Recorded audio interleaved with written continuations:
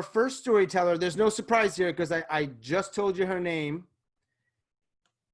She lives in Carrboro, North Carolina. If you don't know Carrboro, it's the super little liberal cocoon next to Chapel Hill, which is also pretty liberal. She is a mom. She is an improviser. And perhaps most importantly, like all of our storytellers this evening, she is an absolute and total badass. Please welcome Kat Dean. Whoop, whoop.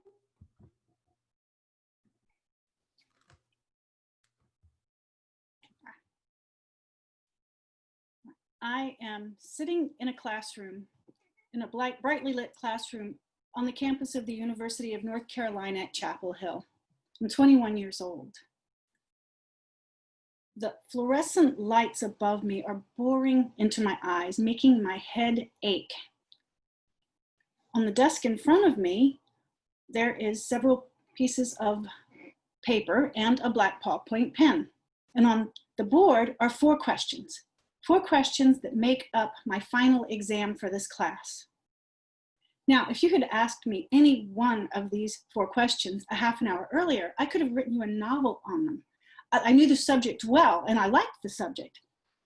But in this moment in time, I'm just staring at those questions. They're meaningless to me. The individual words don't make sense, much less do I have any idea what I'm supposed to do. The room is getting hotter and hotter.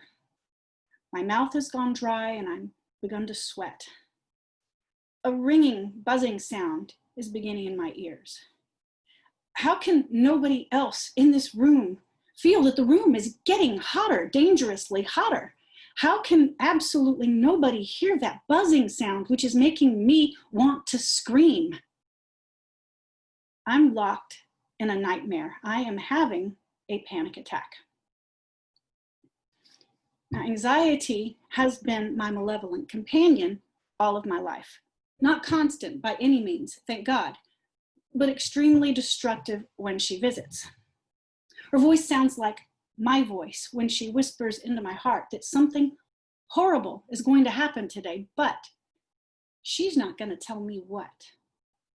She wakes me up some nights with a lurching feeling, a sickness in my heart and in my stomach, knowing that my soul is going to be ripped right out of my body and flung into an eternal anxiety hell where I'll never see it again. She'll scream in my ears that I forgot to buy pickles for tomorrow's picnic, and this is a very big deal. This is an emergency. I quit things that I care about. Simple tasks can become overwhelming and pile up. When anxiety visits, I become short-tempered and I snap at the people I care about. I can appear unreasonable to people around me as I try and scrabble my way out of whatever situation has sparked this unreasonable response. Anxiety makes me want to hide from me. Now, back in that classroom, I read the questions again and again and again, hoping something will spark me back to clarity. Some thread, some golden thread will pull me back into reality where I understand the world again. But that doesn't happen. All that happens is with each reading, I become more confused. I become more anxious and more panicked. I realized I'd begun tapping my pen on the desk at some point. The students around me, I realize, have begun to look at me out of the corner of their eye. They don't know what's going on with me, but they know something is, something big, and they don't want to miss it when it finally comes to fruition. These kids, these students, they were my friends. The day before I'd been laughing and joking with them and they thought I was smart. And I realized in my mind that they're going to think I'm crazy now. They're going to think I'm weird. And with that, I feel a snap. I think to myself, fuck it, fuck this. I don't care. Give me a 0 on this exam. Flunk me out of this class. I don't care. I will get a job as a waitress. I will get a trailer on the edge of town, and I will give myself the gift of never caring about anything for the rest of my life and never caring about anybody for the rest of my life, just so I never had to feel anything again.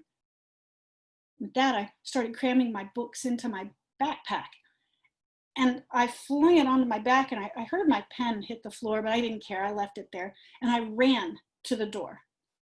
And as my hand touched the doorknob, I had the first clear thought I'd had in a long time. If I walk out this door now, the minute my foot touches the other side of the threshold, I do get a 0 on this exam, and I probably do flunk this class. But if I go back and I write anything down on that piece of paper, then it will be better than to have failed without having tried. If I go back and I try and address any one of those questions, and in my babbling, I come across a small truth, a small portion of the answer, and I get a 10 or a 20 or 30 on this exam, well, that's better than a 0. I had absolutely nothing to lose anymore. And with that, I turned around and I walked slowly back to my desk, trying to hold on to that golden thread that held me to reality in that moment. And I sat down and I put several pieces of paper back on the desk, and I picked my pen up from the floor, and I took one deep breath. I felt my breath shaking as it left me, but it sustained me. And I picked that pen up and I began to write. Sometimes anxiety wins. Sometimes she defeats me. But not this day.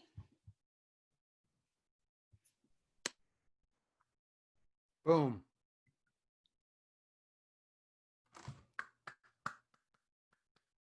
Kat, you're getting a lot of love. I know it's not the same as, hearing the actual applause. But check out the comments, because I have no doubt people will be sharing with you how they feel. I have a question for you, Kat. Yeah. That was, we don't want to age you, so that was in college. So maybe 7-8 years ago. Yeah. And good. I deal with anxiety. I'm sure it manifests differently as it does for most people, right? It feels a little different. It's a sort of different experience. Excuse me. I'm wondering, has it changed for you? Has it morphed? Has it grown? Has it decreased? Something over the last whatever many years? Yeah, after the last 7-8 years, yeah. Yeah. It has not changed, but I have changed.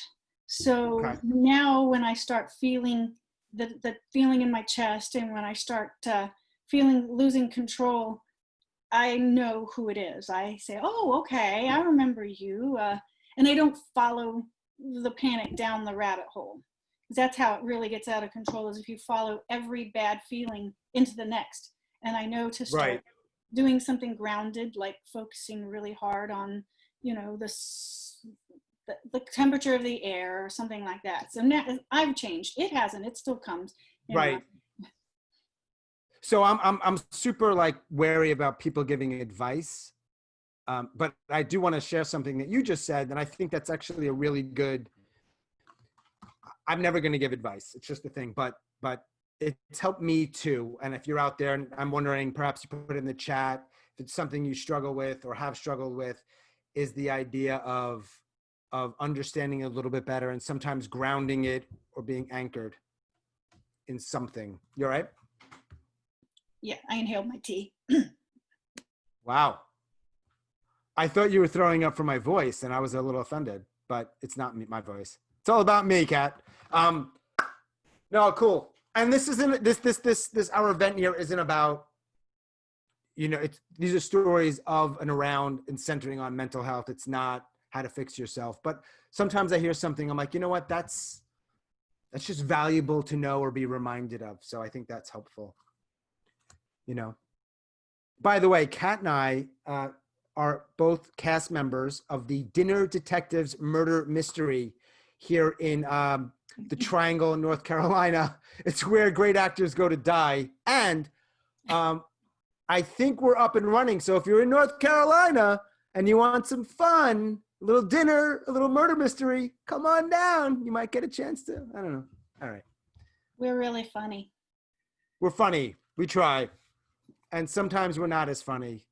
And those are the stories I like. I love that you shared that. And I love that. Yeah, that's it. Great job.